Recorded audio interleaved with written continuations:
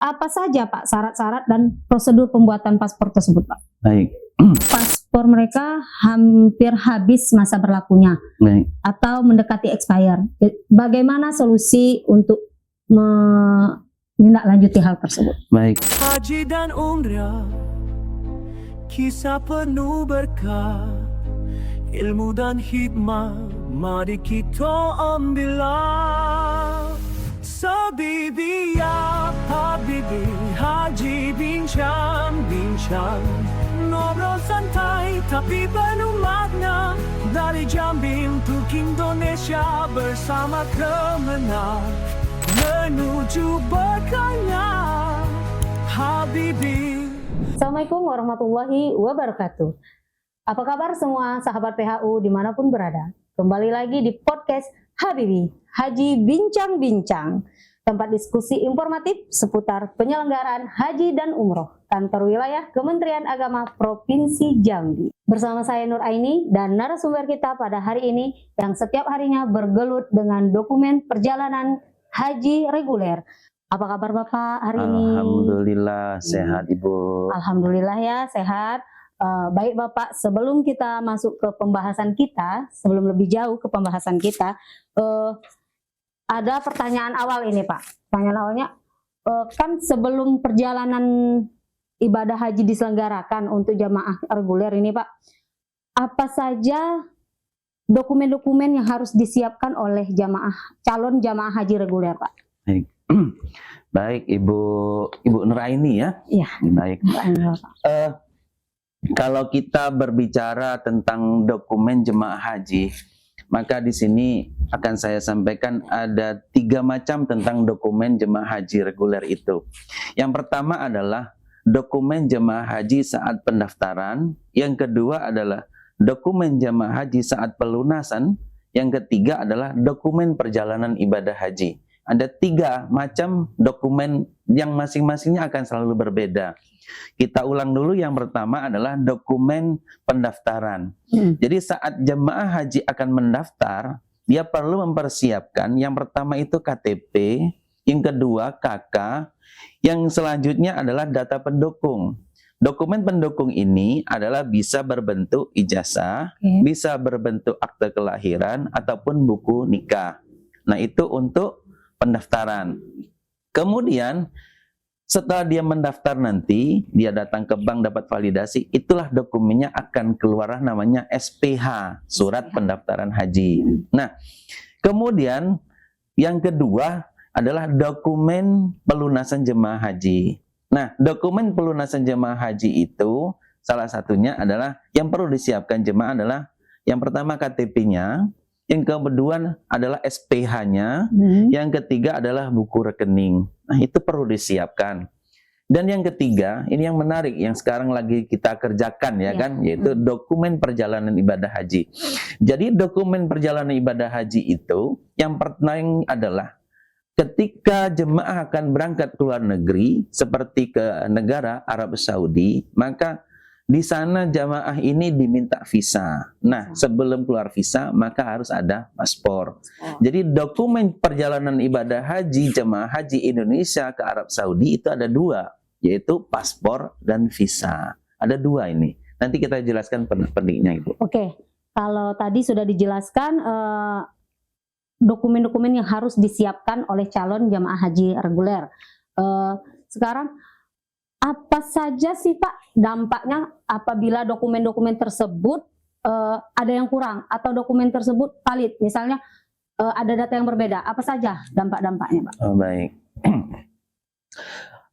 Kita itu di bidang penyelenggaraan ibadah haji, kita selaku pemerintah, kita harus melayani jemaah haji, dan yang kedua adalah kita memberikan perlindungan kepada jemaah haji. Di sini ingin saya sampaikan adalah bagaimana sebuah dokumen itu right, betul. Yang kedua adalah man-nya itu harus right. Jadi yang pertama dokumen right, dokumen yang betul kepada jemaah atau orangnya juga betul. Jadi keduanya disinkron. Dia punya paspor, dia yang mempunyai paspor. Jadi di sini adalah suatu kevalidan dan yang keharusan. Maka di sini kita melakukan perlindungan kepada jemaah haji. Nah, ketika kita melakukan penyelesaian dokumen jemaah haji, maka kita akan melakukan verifikasi dahulu. Kita verifikasi bagaimana dengan paspornya, kita lihat dari namanya, tempat tanggal lahirnya, ya kan? Kemudian nama ayahnya. Nah, itu kita bandingkan selurusan dengan SPH, surat pendaftaran haji. Samakah antara namanya, nama BIN-nya, kemudian TTL-nya. Itu kita verifikasi. Nah, ketika terjadi perbedaan, nama, TTL atau tempat lahir. Yang paling ringan dulu. Kalau dia tidak signifikan, maka cukup dibuatkan BAP ringan yang dibuat oleh Kementerian Agama. BAP. Jadi, yang kedua bisa bentuk suket. Nah, apabila terjadi yang signifikan itu umpamanya perubahan nama. Jadi umpamanya namanya Ahmad menjadi namanya itu menjadi Rusli. Kan berubah itu. Ya, jauh, sangat jauh. Nah, di sini kita membutuhkan suatu penetapan yang sah yang dikeluarkan oleh pengadilan. Seperti itu. Oh, tidak bisa dengan surat keterangan saja ya Pak ya. Harus ada surat dari pengadilan kalau namanya yang berubah jauh. Iya. Kecuali kalau misalnya dari Muhammad jadi Muhammad, kalau perbedaan huruf saja ya Pak ya. Iya. Jadi dalam dokumen jemaah haji kan ada, tadi Bapak sebutkan ada paspor, ada biopisa, ada visa dan lain-lain sebagainya. Jadi untuk paspor itu sendiri Pak, bagi calon jemaah haji, khususnya jemaah haji Provinsi Jambi, itu apa saja Pak syarat-syarat dan prosedur pembuatan paspor tersebut Pak? Baik. Kita di Kementerian Agama pada tahap awal selalu kita mengeluarkan verifikasi data jemaah haji. Jadi data jemaah pada tahun berlangsung atau data jemaah atau nama-nama jemaah yang akan berangkat itu kita expose, kita sampaikan kepada Kemenak Kabupaten Kota untuk diverifikasi. Data nama jemaah yang terverifikasi akan berangkat, kan? Ada nanti mungkin jamaah tunda, ya kan? Ada yang jamaah tidak berangkat sama sekali ataupun wafat. Nah, khusus untuk jemaah yang terverifikasi berangkat, kita anjurkan, kita minta semuanya untuk membuat paspor. Nah, terkait dengan paspor ini, maka ada bimbingan ataupun ada penanggung jawabnya yang disampaikan nanti oleh Kementerian Agama Kabupaten Kota. Nah, koordinatornya adalah Kanwil Kementerian Agama Provinsi Jambi. Nah, yang melaksanakan adalah Kementerian Agama Kabupaten Kota bekerja sama dengan kantor imigrasi. Nah, untuk prosedur pembuatan paspor ini, maka setiap jemaah haji yang akan berangkat pada tahun berlangsung, dia akan diberikan surat pengantar pembuatan paspor. Ini yang membuatnya siapa? Surat pengantarnya dibuatkan oleh kantor Kementerian Agama Kabupaten Kota. Nah, syarat-syaratnya tadi bisa melampirkan yang pertama untuk pembuatan paspor itu KTP, KK, dan data pendukung. Ditambah satu lagi yaitu SPH, surat pendaftaran haji. Nah, dengan bekal yang ini nanti jemaah akan diantarkan untuk pembuatan paspor di kantor Kementerian Agama atau di kantor imigrasi. Oke. Itu syarat-syarat dan prosedur pembuatan paspor tadi ya Pak ya. Berarti kantor wilayah Kementerian Agama itu hanya sebagai koordinator. Setelah pembuatan paspor nih Pak, untuk proses berikutnya kan biopisa haji. Nah,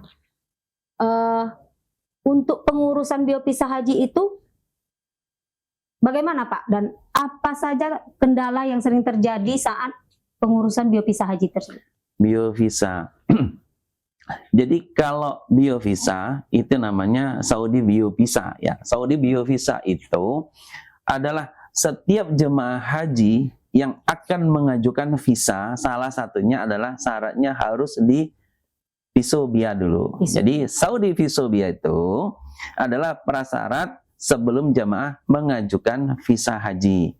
Nah, di sini sentralnya adalah karena aplikasi Saudi Visa Bio itu sentralnya adalah di kementerian yang ada di Arab Saudi. Jadi Saudi Visa Bio itu adalah sebuah aplikasi yang ditanamkan di dalam HP, tetapi sentralnya adalah ada di Kerajaan Arab Saudi. Nah, setiap jamaah yang akan berangkat ini dianjurkan atau diwajibkan sampai saat ini untuk melakukan Saudi Visa Bio atau biometriknya. Biometrik. Nah, biometrik ini sebenarnya bisa dilakukan oleh jamaah itu sendiri.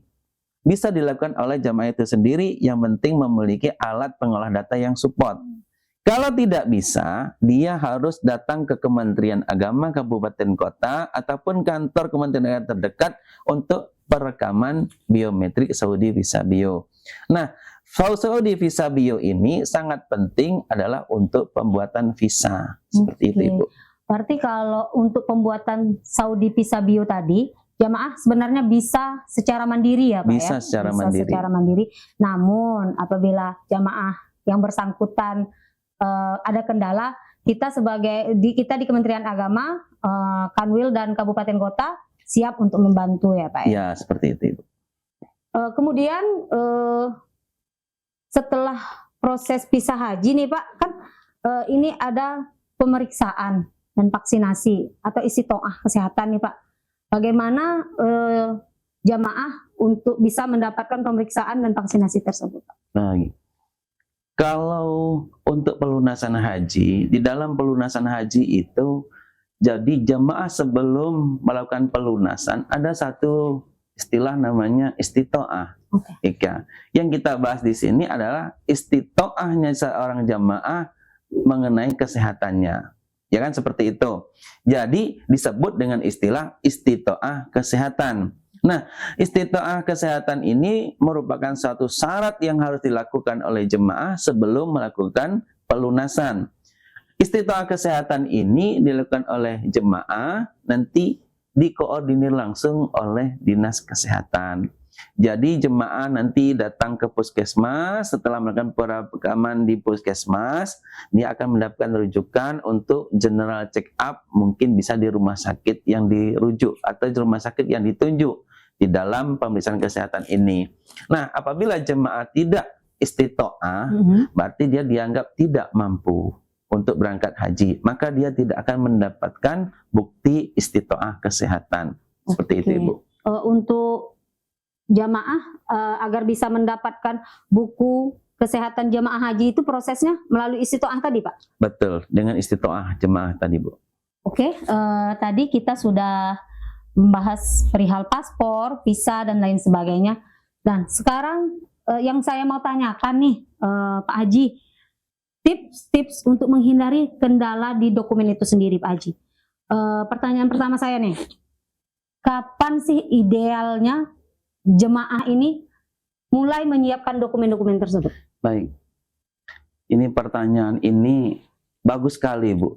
Karena kita berbicara di dokumen itu berarti berbicara tentang dokumen yang betul.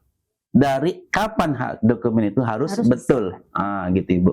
Jadi sebenarnya kalau berbicaranya itu dari awal, ketika orang tua memiliki anak, di situ dia sudah memiliki dokumen. Dari pertama dia waktu anak bayi pasti dia akan melakukan pendataan yang pertama masuk di KK. Ya kan? Jadi anggota keluarga sudah masuk di KK. Catatlah sesuai yang data sebenarnya di dalam KK tersebut.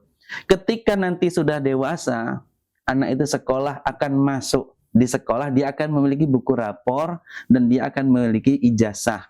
Nah, ijazah dengan KK harus sinkron. Ketika anak menjadi anak yang dewasa 17 tahun, dia akan memiliki KTP. Ya kan? Ketika KTP sinkron, ketika KK dengan KTP sinkron, dengan ijazah sinkron, itu sudah valid. Oke. Sudah sangat valid. Nah, menjaganya kapan? Dari awal.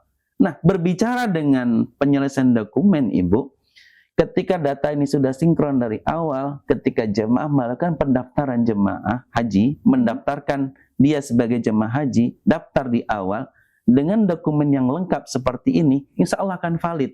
Kedepannya ketika jemaah akan membuat paspor dengan data yang valid dari awal, insya Allah dokumen tidak akan goyah dan dokumen itu akan valid selamanya. Oke, berarti dari sebelum pendaftaran itu sebenarnya dokumen itu sudah harus valid ya Pak ya. Betul.